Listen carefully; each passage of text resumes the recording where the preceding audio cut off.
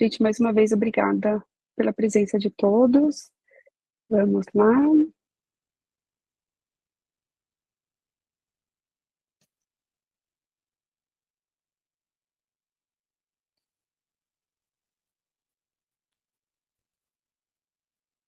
Está compartilhado aí com vocês?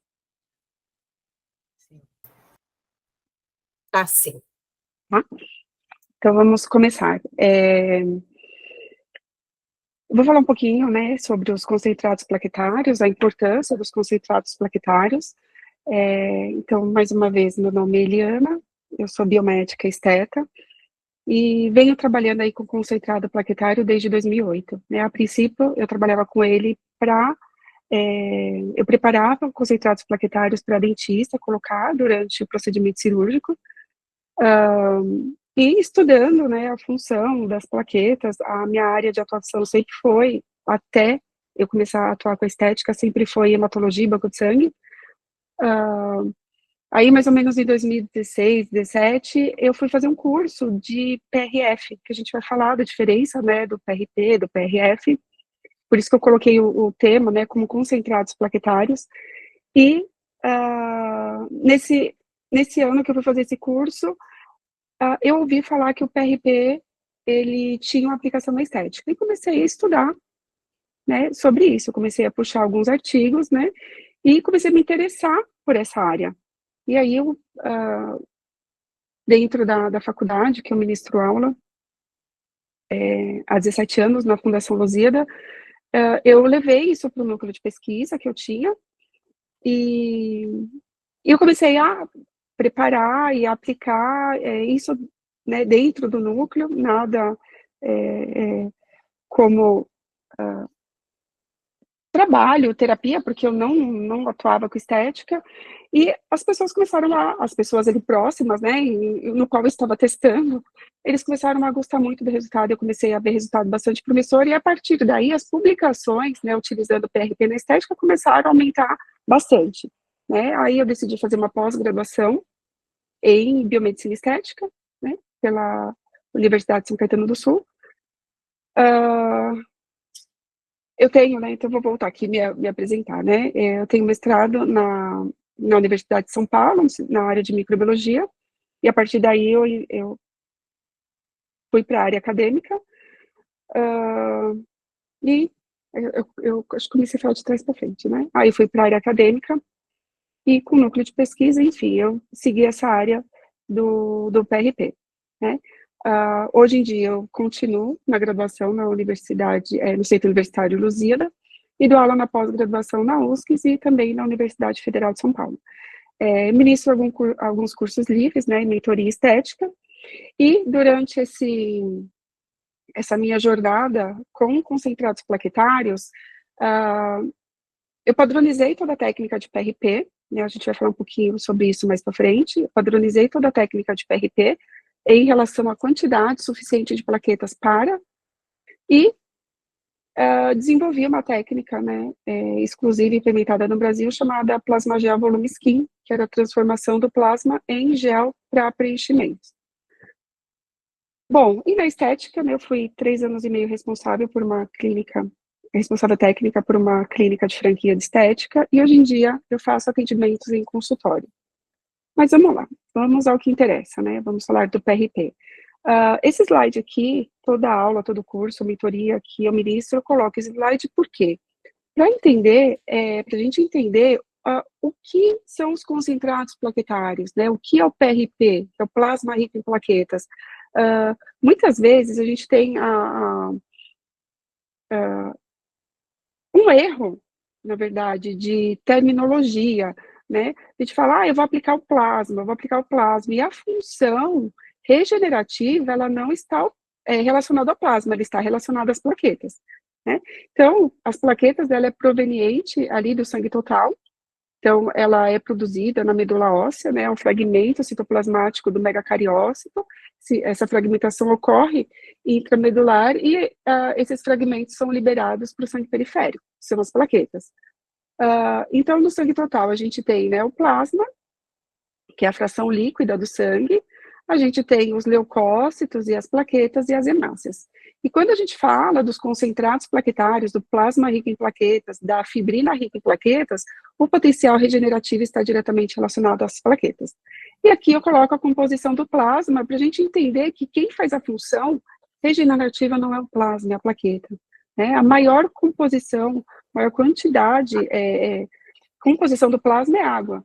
Né? Então, e depois disso a gente tem proteínas, carboidratos, lipídios, íons, sais minerais, hormônios, vitaminas, gases e catabólitos. Né? Ou seja, no plasma em si, a gente não tem função diretamente regenerativa.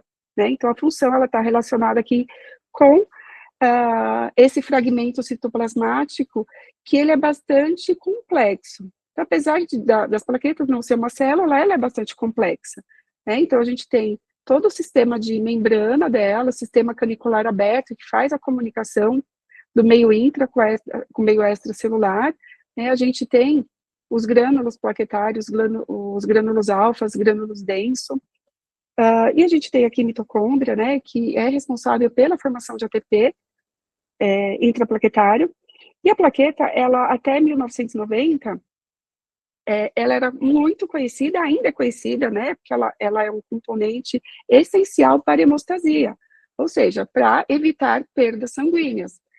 Então, a função dela na hemostasia é evitar perdas sanguíneas. Então, a plaqueta, ela tem essa forma aqui, uma forma discoide, e quando ela é ativada no momento de uma lesão, né, então ela circula ali dentro do vaso, quando tem uma lesão, essa plaqueta, ela será ativada e ela se transforma em forma ameboide. Quando ela tem essa transformação, essa ativação plaquetária, os seus grânulos, o seu conteúdo interno é liberado. E dentro desses grânulos existem os fatores de crescimento. E esses fatores de crescimento são os responsáveis por fazer a regeneração tecidual. Então, se eu pensar aqui, né, num mecanismo normal, fisiológico, eu tenho aqui um vaso sanguíneo, no qual eu tive uma lesão nesse endotélio vascular. Quando eu tenho a lesão nesse endotélio vascular, eu tenho exposição do subendotélio. E nessa exposição do subendotélio, eu tenho aqui colágeno, né, presente nesse subendotélio, a matriz extracelular dos vasos sanguíneos. Tem alguns fatores aqui, como o fator de Mouville-Lebrun, no qual a plaqueta ela se adere, modifica o seu formato e se agrega. E quando ela faz essa modificação, ela começa a liberar seus fatores de crescimento. E qual a importância dessa liberação de fator de crescimento? Aí que entrou a medicina regenerativa.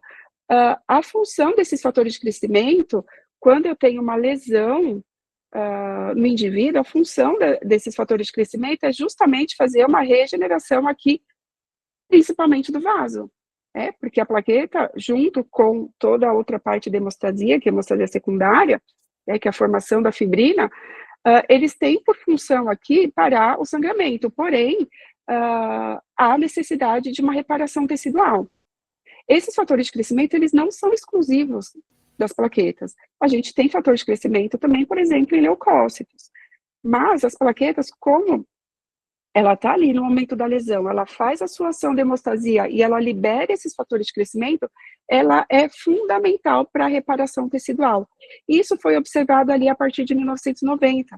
Por quê? Os médicos, eles usavam cola de fibrina, tanto que alguns médicos ainda usam esse termo, principalmente cirurgião plástico, eles usavam cola de fibrina para fazer o estancamento do sangue, para evitar, para parar de ocorrer o sangramento após uma cirurgia, e eles observaram que a reparação tecidual era excelente. Porém, muitos ainda associavam com a fibrina. E, na verdade, a fibrina nada mais é que um polímero, né? O fibrinogênio, que ele é transformado em fibrina para formar um polímero e fazer aquela rede para impedir o sangramento. É uma proteína importantíssima, porém ela não contém fatores de crescimento. E a partir daí foi, então, começou a evolução no estudo das plaquetas como forma regenerativa. Então, como a gente comentou, né, os grânulos plaquetários, a gente tem grânulos alfa, grânulos denso, os fatores de crescimento, a gente tem mais de 20 fatores de crescimento, eles estão presentes nos grânulos alfa. Aqui eu coloquei outros componentes presentes no grânulo alfa, que ajudam na coagulação, na anticoagulação, mas o que interessa aqui para a gente são os fatores de crescimento. Além disso, nos corpos densos, a gente tem ADP, ADP, cálcio, né? Guarda essa informação aqui sobre o cálcio, porque muitos estudos, eles falam que quando a gente precisa ativar, quando a plaqueta ela é ativada, ela libera o fator de crescimento, muitas vezes, alguns autores, eles falam que é necessário utilizar o cálcio para que ocorra uma ativação maior. Porém, o ATP também ajuda a ativação plaquetária, né? Hoje, a gente quase não trabalha com cloreto de cálcio ou gluconato de cálcio para ativar plaquetas, porque os estudos recentes, eles demonstram que a energia, né, liberada pela mitocôndria, né, então o ATP, ele faz essa função de ativação plaquetária, e essa ativação, ela não começa só aqui, ela já começa quando ocorre a lesão e adesão plaquetária no subendotélio. Bom, aqui eu coloquei os principais fatores de crescimento, né? A gente tem ali o fator de crescimento derivado das plaquetas, o PDGF, o fator de crescimento transformador alfa, TGF-alfa, o fator de crescimento transformador beta-1, o fator de crescimento insulina-like, né, semelhante à insulina, fatores de crescimento básicos de fibroblastos, fatores de crescimento epidermal, fator de crescimento endotelial vascular e fator de crescimento de tecido conjuntivo. Então, esses são os principais fatores de crescimento. Então, com esse conhecimento, né, do papel dos fatores de crescimento, o papel da plaqueta também começou a mudar. Né? O papel das plaquetas, ele começou a modificar como um papel modulador fundamental para o reparo tecidual, não apenas para a coagulação, tá? Isso devido a toda a estrutura complexa que ela possui, que a gente já comentou, e a presença desses vários fatores de crescimento. Então, aqui a gente tem, como exemplo, né, alguns fatores de crescimento, a fonte dele, eu coloquei essa tabela aqui, que eu peguei um artigo, justamente para a gente entender que as plaquetas, elas não são fontes exclusivas de fator de crescimento, a gente tem fatores de crescimento em outros locais. Né? Então, aqui, ó, e depende, quais locais? Vai depender do fator de crescimento. A gente tem aqui o fator de crescimento transformador beta, que ele está presente nas plaquetas, matriz óssea e cartilaginosa, linfócitos T helper, TH1, ativado, célula natural killer, macrófago, monócitos e neutrófilos. Então, a gente observa que os leucócitos, eles também são fontes de fatores de crescimento. E a função dos fatores de crescimento, elas não são únicas, elas são múltiplas. Então, um fator de crescimento, ele pode estar agindo como fator de modulação de da reparação de vários tecidos. Tá? Não vou ficar lendo aqui, porque senão vai ficar muito repetitivo, mas a gente tem, por exemplo, um fator que faz o estímulo de produção de fibroblasto. Esse mesmo fator, ele estimula a produção de condrócito, esse mesmo fator pode estimular o fibroblasto a produção de colágeno, o condrócito a produção de cartilagem, tá? Então, esses fatores são fundamentais para a modelação da reparação tecidual. E, além disso, além de modular a reparação tecidual, esses fatores de crescimento, eles também modulam o processo inflamatório. Então, quando eu comecei a trabalhar com PRP, eu ia para São Paulo fazer, aqui em Santos, eu moro em Santos, aqui em Santos, a maioria dos dentistas ainda não utilizavam, então eu ia para São Paulo fazer esse preparo para dentistas lá, e tinha um dentista em específico que ele falava para mim que ele só fazia implante usando PRP. Por quê? Porque ele tinha um aumento de teto ósseo melhor, um tempo de recuperação mais curto, e, além disso, um tempo de crescimento ósseo mais curto, quando comparado à não utilização do PRP. Tá? Então, a gente tem aí essa modulação do processo inflamatório também. Então, vamos seguir aqui no fator de crescimento transformador beta. Olha aqui, ele estimula a proliferação de célula tronco mesenquimal indiferenciada. Essa célula tronco mesenquimal indiferenciada será direcionada à produção de um tecido específico. Regula a mitogênese endotelial, fibroblástica e osteoblástica, ou seja, ele vai regular a produção de endotélio, porque foi lesionado, né? Se a gente pensar no mecanismo fisiológico, produção de fibroblasto, que é a célula que vai produzir colágeno, e o osteoblasto, né, que vai produzir o osso. Regula, então, a síntese de colágeno e secreção da colagenase, regula o efeito mitogênico de outros fatores de crescimento, então, os próprios fatores de crescimento vão regulando os outros fatores, estimula a quimiotaxia endotelial e angiogênese, e inibe a proliferação de macrófagos e linfócitos, ou seja, isso aqui eu tenho uma modulação de processo inflamatório.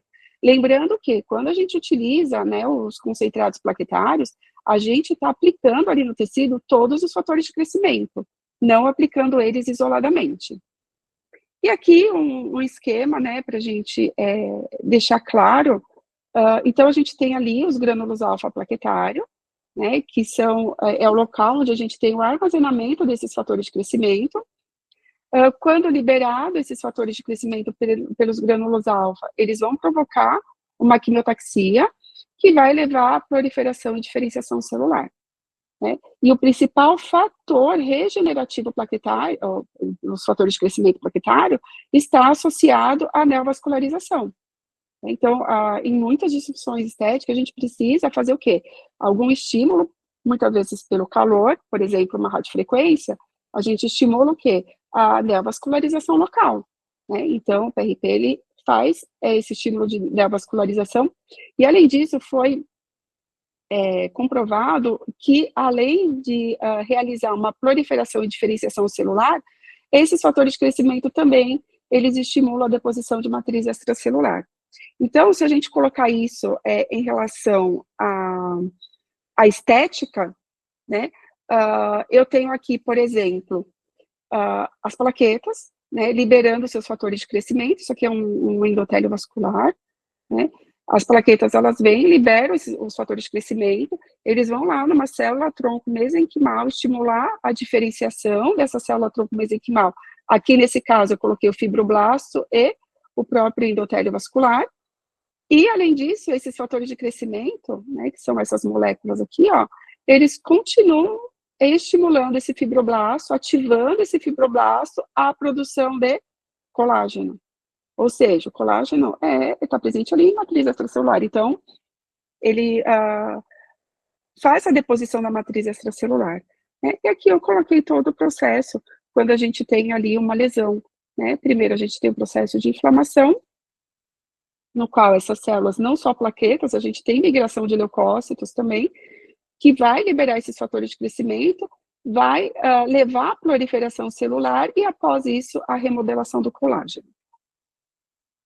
Bom, e a partir disso, a partir desse conhecimento, né, foram descritos os concentrados plaquetários. Então, o primeiro concentrado plaquetário descrito foi o plasma rico em plaquetas, né, que é o PRP.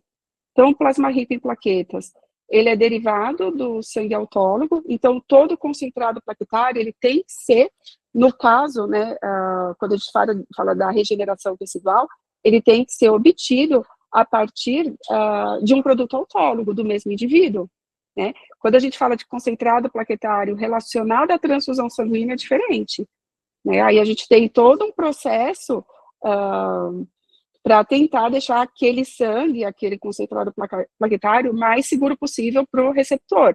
Mas aqui a gente está falando da aplicação em medicina regenerativa. Então, o produto, ele obrigatoriamente precisa ser autólogo, certo? Então, ele é derivado do sangue autólogo e ele será obtido por processos de separação celular, resultando em um sequestro e concentração de plaquetas. Então, a partir de um processo físico, a gente consegue concentrar essas plaquetas no plasma, por isso que chama plasma rico em plaquetas. E, consequentemente, a gente concentra esses fatores de crescimento. Então, quando eu comecei lá no começo da aula, que eu comentei com vocês, né, que eu padronizei a técnica, o que eu padronizei? Eu fiz a dosagem dos concentrados plaquetários obtidos por processos diferentes para eu ter o maior volume plaquetário possível dentro do processo físico que a gente tem para a separação das plaquetas, tá? Então, e esse produto, né, assim como os outros concentrados plaquetários, eles servem como terapia celular. Aí a gente tem a fibrina rica em plaquetas injetável, que é o PRF injetável, o IPRF. O IPRF também é derivado do sangue autólogo, né? E ele é utilizado na estética e também em outros procedimentos. E a gente tem também a fibrina rica em plaquetas em matriz, em uma coágulo de fibrina rico em plaquetas, que também é chamado de PRF. Aí aqui eu coloquei em vermelhinho, né, o plasmagel. O plasmagel, ele é um produto que ele pode ser derivado tanto do PRP quanto do IPRF, porém ele é um produto que não tem a função de regeneração tecidual. Por quê? Para ele ser produzido, a gente aplica uma temperatura muito alta, e essa temperatura muito alta ela vai degradar os fatores de crescimento. Então, ele é um material utilizado apenas como preenchimento, tá? Mas a gente não vai ser nosso foco aqui falar do plasmagel, mas só para diferenciar, para a gente entender a diferença entre esses produtos. Bom, então, os estudos, eles falam que quando a gente prepara o concentrado plaquetário, a gente consegue obter até 10 vezes mais plaquetas do que o valor basal presente numa lesão. Então, por exemplo, eu cortei meu dedo, eu tenho uma quantidade basal de plaquetas ali. Quando eu tenho PRP, eu tenho até 10 vezes mais plaquetas naquele produto, tá? Então, por isso que, muitas vezes, quando eu tenho uma lesão, colocar o PRP, a regeneração, a cicatrização é rápida, tá? Por conta do, consequentemente, aumento dos fatores de crescimento. E esses produtos também a gente consegue obter até 125% a mais de leucócitos. Aí vai depender da centrifugação e do produto que a gente vai retirar para trabalhar. Então, a gente pode trabalhar com PRP com menos leucócitos ou um PRP com uma quantidade maior de leucócito. Aí vai depender o quê? Do objetivo do tratamento, tá? A gente fez um estudo, né, utilizando o PRP em psoríase. Quando eu fiz a separação do PRP para psoríase, como eu queria uma modulação do processo inflamatório, eu peguei mais leucócitos para que a gente tivesse essa modulação, tá? Não só pelos fatores de crescimento, mas também pela presença das células de defesa ali. Então, essas plaquetas, elas liberam o fator de crescimento, aumentando consideravelmente o potencial regenerativo, e também a gente tem ali uma atividade antimicrobiana aumentada pela quantidade de leucócitos também. Tá? Então, a partir das citocinas, né, e dos fatores de crescimento presentes nos concentrados plaquetários, os estudos comprovam o recrutamento e proliferação de células epiteliais, fibroblastos, osteoblastos e condrócitos. Tá? Além disso, a gente tem a modulação do sistema imunológico e o potencial que esses materiais, que esses fatores de crescimento têm em recrutar células tronco circulante, tá? E fazer a diferenciação dessas células tronco em tecido específico, levando aí muitas vezes o fechamento e a cicatrização de tecido epitelial. Então, a partir desse conhecimento, né, a gente tem as aplicações clínicas dos concentrados plaquetários. Então, os estudos, eles indicam que esses concentrados plaquetários encurtam o tempo de recuperação. Como eu comentei com vocês, eu tive esse retorno até mesmo quando eu fazia esse preparo para dentista. Ele reduz o edema e a dor relacionada à cirurgia, porque ele vai modular o processo inflamatório, ele acelera o reparo de tecidos moles e aumenta a regeneração óssea a curto prazo. E a partir dessas ações referentes aos concentrados plaquetários, começou a estudar como seria a aplicação deles na estética, né? Então, aqui, eu tirei essa imagem aqui do artigo, que ele fala das aplicações clínicas do PRP. Então, as intervenções clínicas em diferentes condições do PRP. Então, aqui a gente tem o manejamento, né, de feridas, lesões, né, medicina esportiva e ortopédica. Então, um exemplo, o Ronaldo Fenômeno, ali em 1994, mais ou menos, o Ronaldo Fenômeno, quem acompanha essa parte esportiva, futebol, e acompanha a Copa, acompanhava, sabe que ele teve muito problema no joelho. E um dos tratamentos que ele fazia na época, lá na Europa, quando ele estava no Barcelona, era a infiltração de PRP. Vocês podem até colocar no Google ali, Ronaldo Fenômeno usou o PRP, ele usou bastante o PRP para regeneração de joelho. Então, aqui a gente tem as condições ortopédicas, né, injúrias musculares, a gente lê termo em inglês e fica pensando, né, no termo em português, articulação, né, lesão ligamentar, dentre outros. E aqui na dermatologia, né, na estética, a gente tem ali nas desordens capilares, cicatrizes hipertróficas, rejuvenescimento facial, vitiligo, né, a gente viu ali a psoríase, né, dentre outras condições dermatológicas que pode ser aplicado. Além disso, né, nas cirurgias orais e do maxilofacial, que foi onde eu comecei ali a trabalhar com PRP, cirurgias plásticas, né, reduzindo ali o tempo de recuperação. Um dos maiores medos do cirurgião plástico é a deficiência cirúrgica, né, e fibrose. E foi comprovado que o PRP, ele reduz os casos de deficiência cirúrgica e reduz os casos de formação de fibrose, né, devido às cirurgias plásticas, né. Aqui, né, condições ginecológicas e reprodutivas, então está sendo bastante estudado o uso de PRP em medicina reprodutiva, otorrinolaringologia, né, condições urológicas comuns, então, por exemplo, disfunção erétil, e na oftalmologia, síndrome do olho seco, também é utilizado o PRP, né? Ou seja, toda vez que há necessidade de um processo regenerativo, pode ser utilizado o PRP. E, além disso, o PRP hoje, ele não, muitas vezes, ele não é utilizado isoladamente. Muitas vezes, o profissional, ele opta em utilizar junto com outras terapias. Então, teve eu não lembro, foi na penúltima Copa que o Neymar estava lesionado, eu acompanho bastante essa parte de esporte, ele estava lesionado em um grupo que eu participava de ortopedia regenerativa. Esse grupo, eles fizeram a regeneração, né, muscular do Neymar a partir do uso de célula-tronco hematopoética, né, eles obtiveram a célula-tronco hematopoética, célula-tronco mesenquimal, né, obtida ali não hematopoética, célula-tronco mesenquimal, obtida ali da medula óssea, e colocaram com o PRP. A gente viu ali no começo que os fatores de crescimento, eles fazem o quê? Estimulam a célula-tronco mesenquimal, né? Hoje em dia, alguns médicos, cirurgiões plásticos, eles estão utilizando célula-tronco no tecido adiposo, que tem tem um tecido adiposo tem alta quantidade de célula-tronco mesenquimal, e estão adicionando o PRP junto para regeneração tecidual. Bom, e aqui eu coloquei alguns estudos científicos, né, esse estudo é publicado em 2017, no qual ele fala que o PRP, ele é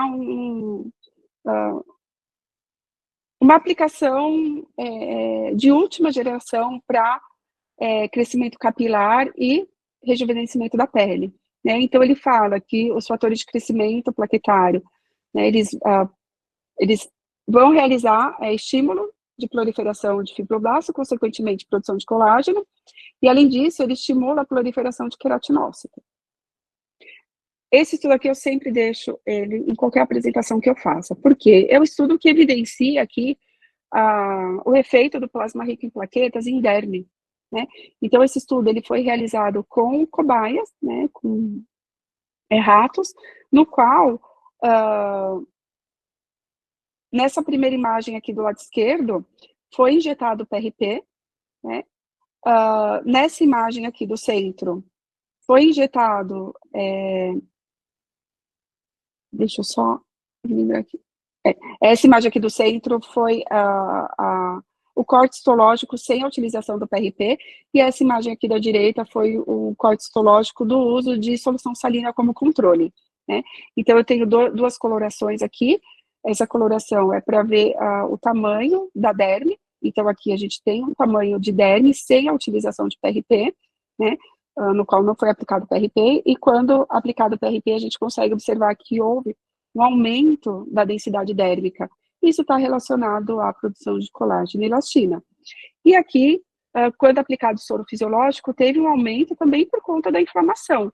Né? Se eu apliquei um produto, eu fiz uma lesão. Se eu fiz uma lesão, lembra ali das plaquetas? Elas estão presentes ali na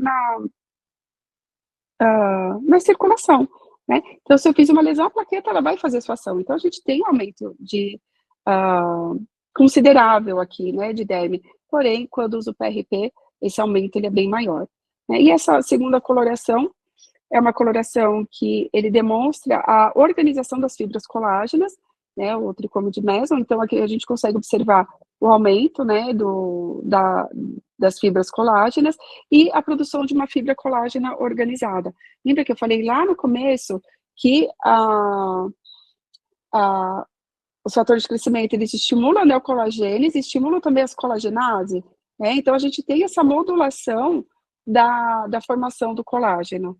Né? Então, aqui a gente tem um colágeno organizado. E aqui era o colágeno sem aplicação de produto nenhum. E aqui a produção estendida de colágeno por conta da lesão, não por conta do soro fisiológico, mas sim da lesão que levou a aplicação desse soro fisiológico. Né? Então, a gente tem um aumento, porém, com menor quantidade de fibra colágena e não organizada como quando utiliza o PRP.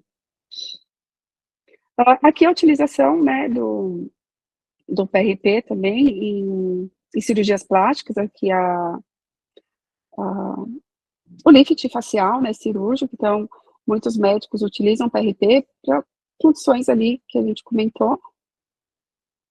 E aqui eu coloquei para vocês alguns procedimentos, né, alguns resultados que eu obtive com o uso dos concentrados plaquetários, tá? Mais especificamente o PRP. Então, aqui, nessa primeira imagem, a gente pode observar que tinha uma região, né, de olheira escurecida, e aqui a primeira sessão, e aqui após 3 sessões. Então, a gente observa um clareamento, né, da pele. E alguns estudos científicos, eles comprovam o clareamento de melasma, né, de hiperpigmentação com PRP. Tá? Então, aqui também, né, a gente tem essa mesma moça, tá? Aqui é a região de olheira, e aqui é a região, né, do rosto dela. Então, a gente teve uma melhora da pele, tá? Esse sulco aqui nasolabial, ele melhorou não só por conta do PRP, mas aqui também foi aplicado plasma gel, tá? Com efeito preenchedor. Então, aqui um mês após a última aplicação de PRP e a aplicação do plasma gel, e aqui 3 meses após a aplicação do PRP e do plasma gel. Então, a gente observa que a pele, ela fica mais estruturada, né? Além disso, a gente obteve ali um clareamento de pele. Aqui também foram 3 sessões de microagulhamento com PRP. Nessa aqui, eu apliquei PRP com seringa e agulha, tá? Com intradermoterapia. Essa moça aqui, eu apliquei o PRP com microagulhamento. Né? Então, a gente pode observar que os poros estão bem reduzidos, a gente teve uma homogeneização aqui de epiderme, né? E também um clareamento. Mas eu ainda não cheguei aqui ao meu objetivo. Ela está em tratamento ainda. Essa paciente aqui, foram 3 sessões de PRP para cicatriz de acne. Ela tem uma cicatriz de acne bem marcante, né? Aqui eu associei técnica, não fiz só PRP, tá? Eu fiz uma sessão de ATA também, de ácido etilcloracético. E além disso, eu apliquei o PRP com microagulhamento, né? E também fiz subincisão com cânula e apliquei PRP também em tecido subcutâneo com cânula, tá? Então, aqui é o lado de uma face, aqui é o outro lado da face. Né? A gente fez esse tratamento, ela foi trabalhar fora, ela retornou, a gente começou a tratá-la de novo há 15 dias. Tá? Então, o meu objetivo aqui é deixar essa pele o mais lisinha possível. Esse caso aqui, foi um caso que eu apliquei toxina botulínica, tá? Então, nessa primeira imagem aqui da esquerda, foi a aplicação da toxina botulínica, antes e depois. Porém, a gente ainda observava umas marquinhas. Eu falei para ela, olha, vamos fazer um tratamento, microagulhamento com PRP. E aqui foi antes, né, de fazer o tratamento com PRP e antes de aplicar a toxina botulínica. E olha o pós-toxina botulínica como ficou, né? Bem melhor quando A gente preparou a pele dela antes de entrar com a toxina. Mais uma vez, quando a gente pega estudo científico ele usa um procedimento só para verificar a eficácia daquele procedimento. Tá? Quando a gente trabalha, a gente pode associar, a gente deve associar tecnologias, né, para a gente obter o melhor resultado possível. Essa senhora aqui, eu também fiz a aplicação de PRP. Gente, essa segunda foto não tá com maquiagem nem nada, tá? Aqui eu fiz um combão, tá? Eu fiz 3 sessões de PRP com microelemento, fiz Sculptra, toxina botulínica, né? Fiz um ATA bem de leve, porque ela não tolerou a dor do ATA, então fiz um ATA bem de leve, né? E preenchi aqui com 1 ml bigode chinês e a marionete. 1 ml de preenchedor só, tá? Então, assim, mais uma vez, associação, né, de técnicas, a gente tem um resultado melhor, tá? Essa aplicação aqui foi no caso de deiscência cirúrgica, né? Essa paciente, ela fez uma abdominoplastia, 6 meses depois o umbigo dela começou a vazar, vazar, vazar, vazar, e a gente aplicou 3 sessões de PRP também, tá? E obteve esse resultado, uma melhora ali na deiscência cirúrgica dela. Esse caso aqui foi um caso que me deixou bastante impactada, foi um tratamento de estria apenas com PRP. Aqui foi a foto do antes e depois, de 3 sessões. Então, a gente observa uma melhora nas estrias, né? A gente fez sessões a cada 21 semanas, né, que é protocolar, né, quando a gente faz o PRP, sessão a cada 21 semanas, não, desculpa, gente, 21 dias. E aqui foi após 21 dias da terceira sessão. Aí, depois de um ano, eu encontrei com essa moça, ela levou a mãe dela no consultório, eu falei, deixa eu ver como está seu abdômen. Depois de um ano, tá? Tava assim, ó. Ou seja, a remodelação do colágeno, né? Então, toda a técnica regenerativa, seja com exossoma, seja com PDRN, com plasma rico em plaquetas, né? Toda a técnica regenerativa, ela leva um tempo e ela continua tendo melhora. Quando eu penso em regeneração, eu penso em quê? Eu penso na aumento de célula, regeneração celular, né? Então, a gente melhora aquele ambiente celular e faz com que aquela célula produza o seu produto. Esse aqui foi um trabalho de iniciação científica que eu orientei, né? Então, aqui a gente tem 2 casos de estrias brancas, estrias albas, né, utilizando a PRP. Eu falo que a gente mira no peixe, acertou no gato, né? Porque aqui a gente teve uma melhora das estrias, sim, mas estria é uma cicatriz, é bastante complicada da gente zerar ela, porém, olha como o tecido melhorou, né? E aqui também, tá? Então, além da melhora da estria, a gente teve uma melhora ali do tecido, da flacidez. Esse caso aqui foi uma aplicação de 2 sessões só, tá? De PRP em alopecia. Então, aqui foi o antes. Aí, aqui foi 21 dias depois da primeira sessão. O que eu fiz? Quando eu vi, eu achei estranho. Eu falei, parece que já cresceu, né? Geralmente a gente espera um pouquinho mais. Quando eu vi que tinha crescido, eu tirei foto. Deixa eu... Porque, assim, às vezes você olha, não sabe, será que voltou, será que não voltou? Porque uma sessão só. Aí, quando eu bati a foto e eu comparei, eu falei, em uma sessão a gente já teve esse resultado, tá? E aqui foi após 2 sessões. Esse caso aqui também, né, de alopecia, né, androgenética. Então, aqui foram 3 sessões de PRP, então a gente tem aqui uma melhora na quantidade de fio e também na qualidade do fio. Esse caso aqui também, né, de uma alopecia feminina, né, então essa senhora, ela sofreu um processo de quimioterapia muito intenso, e a gente obteve esse resultado aqui, ó, depois de 3 sessões. Tá? Então, aqui na região esqueci o nome agora. Mas dá para ver aqui que aumentou bastante os fios dela. Esse caso aqui foi um caso de queimadura de 2º grau. Quando eu fiz essa aplicação, eu não estava ainda trabalhando com PRP, eu estava estudando, mas foi um caso de um conhecido meu, que ele se queimou jogando álcool na churrasqueira, enfim. E ele reclamou, minhas feridas não estão fechando. Eu falei, vem aqui que eu vou fazer um PRP. Aí eu fiz uma aplicação de PRP, tá? Fiz o PRP em gel, uma aplicação fechou. E aqui, a lesão, ela estava mais funda, apesar de ser em cima da tatuagem, a lesão estava mais funda, né, e é uma lesão menor, mas mais profunda, e a gente teve esse resultado depois de uma aplicação. Uma semana após uma aplicação. E esse caso aqui, que nós comentamos, né, de psoríase, foram 3 aplicações, associando o PRP ao laser vermelho, tá? A fotobiomodulação, então a gente teve aqui essa melhora no quadro de psoríase. Bom, aí aqui eu coloquei algumas imagens para a gente entender, né, o PRP ele é líquido, né, então a gente pode aplicar ele ao microagulhamento, pode aplicar ele em intradermoterapia.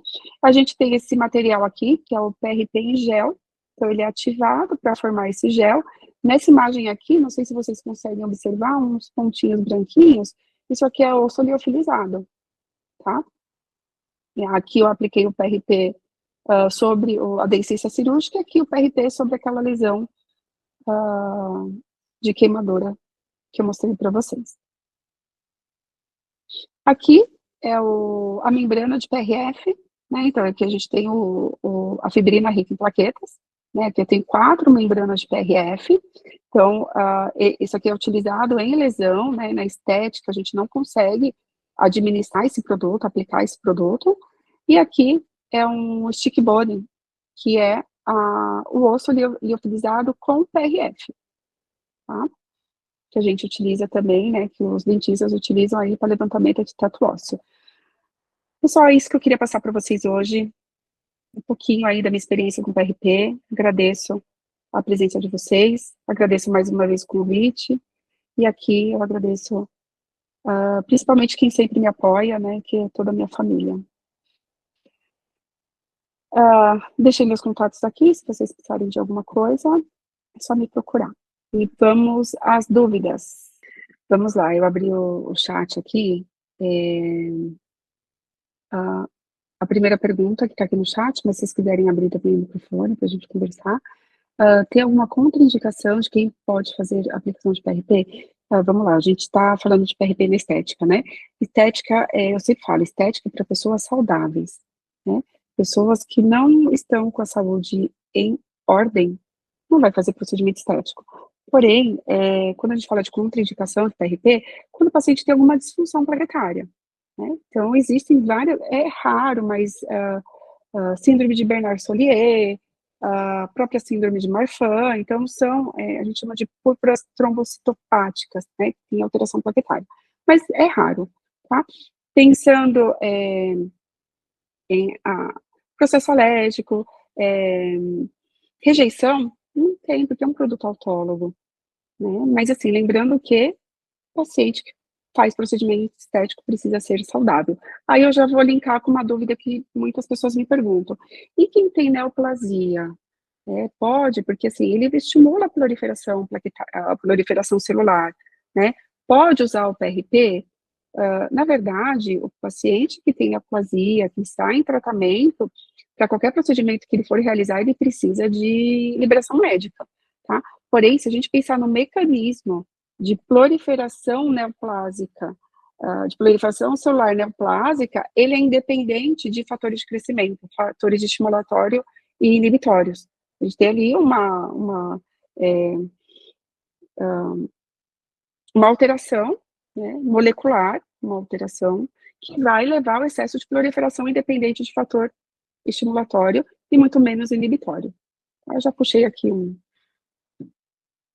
vamos lá. Quanto tempo entre cada sessão de PRP? 21 dias, no mínimo 21 dias. Tá? A Tami aqui respondeu. Obrigada, Adriana, obrigada, Érica. A sessão de PRP, Adriana, qual o valor de custo ou o valor a ser cobrado?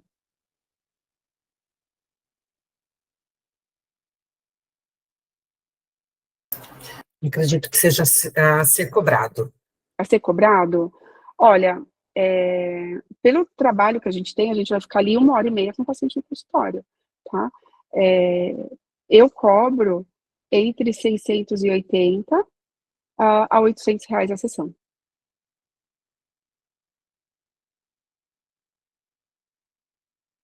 Obrigada, Camila. Ativação plaqueta. Tá. Ativação com ozônio. Olha, é off-label. A gente não tem nenhuma comprovação né, que o ozônio faça ativação plaquetária. Porém, eu acredito, se a gente pensar em todo o mecanismo de ação do ozônio, eu acredito sim que ative as plaquetas, tá? Tanto que até um trabalho que eu participei, foi publicado, foi ano passado, retrasado, da Carla, que fala sobre o uso de PRP junto com ozônio na estética, tá? Eu não acho necessário o gluconato de cálcio ou cloreto de cálcio. No começo eu trabalhava com ele, tá? Colocava aí na hora de aplicar, entupia a agulha, enfim. Aí você vai estudando, tudo que aparece de PRP, estudo.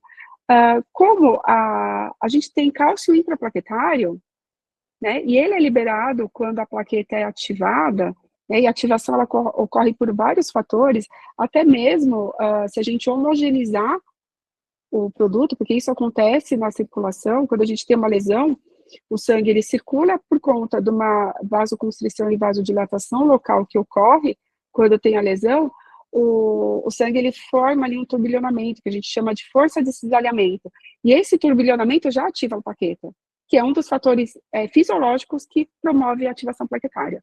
Então, hoje em dia, eu só uso gluconato ou cloreto de cálcio quando eu preciso formar o gel plaquetário. Você chega a fazer mais de 3, 4 sessões de PRP? Geralmente não. Tá? Geralmente eu chego na sexta sessão quando eu tenho uma demora numa resposta de uma alopecia. Tá? Lembrando que muitas vezes a gente precisa associar com outros procedimentos. Quando eu trabalho com queda capilar, eu gosto de fazer pelo menos 3 sessões só de PRP, para eu sentir a resposta do PRP. E lembrando que o cabelo ele demora, né? Imagina, eu tenho um bulbo capilar, que ele não está sendo irrigado corretamente, que eu tenho uma perda ali estrutural daquele bulbo capilar, daquele folículo. Eu vou estimular e ele vai demorar um tempo a crescer. Então, geralmente eu faço 3 sessões com intervalos ali, mínimo de 21 dias. Se eu vejo que não está dando muita resposta, né, e junto com a anamnese anteriormente, aí eu entro com intradermoterapia, com ativos também na intradermoterapia. E depende muito do caso. Por exemplo, eu estou atendendo uma paciente agora que, aparentemente, lembrando que como biomédica eu não posso diagnosticar. Aparentemente, ela tem rosácea em couro cabeludo. Primeira vez que eu vi isso, porque ela tem característica de rosácea no rosto, ela tem característica de rosácea ocular, porém nenhuma dermatologista fez o diagnóstico e eu também não vou fazer, que é característico. E o couro cabeludo dela é igual, é bem inflamado. Então, eu não entro com microagulhamento, né? Mas, com ela eu faço intradermoterapia. Mas em certos casos eu entro com microagulhamento, principalmente porque, por conta da dor. Então, às vezes a pessoa ela não aguenta, né, fazer várias incisões, né, com agulha no couro cabeludo. Aí eu entro com microagulhamento. Obrigada. Sou graduanda de biomedicina e sou tricologista. Posso trabalhar com PRP? O PRP, ele é liberado ou não a partir do conselho, tá? Aí, você não tem conselho de classe, tá? A Adriana aqui respondeu, né? Em ambos. Você tem alguma formação, alguma graduação ou a tricologia é por curso livre? Você tem algum conselho que te respalde, Simone? Então, o preço de custo, né? O preço de custo, se a gente for colocar equipamento, tubos de ensaio, material de coleta, aí vai mais ou menos 100, R$ 150 por procedimento. O custo ele não é alto. Pós-graduação, mas qual graduação que você fez, Simone? Estética?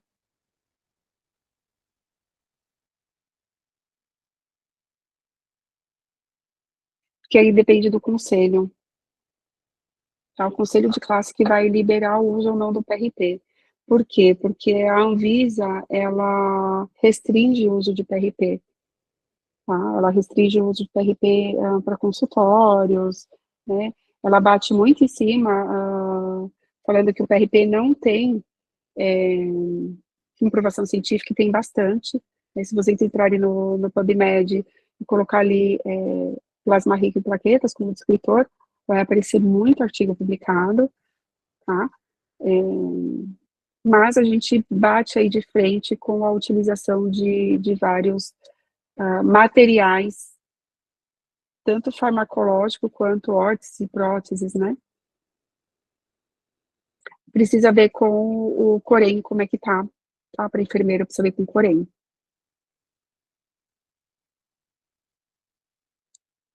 Depende, Camila, aí depende, tá? Aí depende da centrífuga, depende do tubo que vai utilizar, por isso que eu falei, essa técnica eu padronizei ela passo a passo, né, para obter uma maior quantidade, a melhor quantidade possível ali de plaquetas, né, então vai depender. Aí depende de força de centrifugação, né, força gravitacional, depende de tempo de centrifugação e de tipo de separação. Bom, pessoal, obrigada, Adriana, aí, por amar a professora, porque realmente a Eliana é uma grande pesquisadora, né, do PRP, dessa parte aí, e queria agradecer a presença de todas vocês que estão aqui. A gente, que nem eu falei, depois a gente vai disponibilizar toda a aula lá no calendário, ó, no nosso canal do YouTube. O que vocês também precisarem depois, a professora está, né, a gente sempre disponibiliza aí, tirar dúvida com a professora também. E queria agradecer mais uma vez a professora Eliana, minha grande amiga aí, que deu esse tempinho aí, né, durante a semana, que a gente sabe que a vida é corrida, mas conseguiu aqui trazer um pouquinho para vocês sobre o que é esse PRP, né, o que traz tanto conhecimento por trás de todo essa técnica aí, que é nossa, né, não pode ser falar outra coisa que não seja do seu próprio paciente, né? É verdade. Então, agradeço imensamente a presença de todos. Professora, muitíssimo obrigada. Obrigada. Eu que agradeço mais uma vez o convite, agradeço a presença de todos. Espero que vocês tenham gostado, gente. Obrigadão.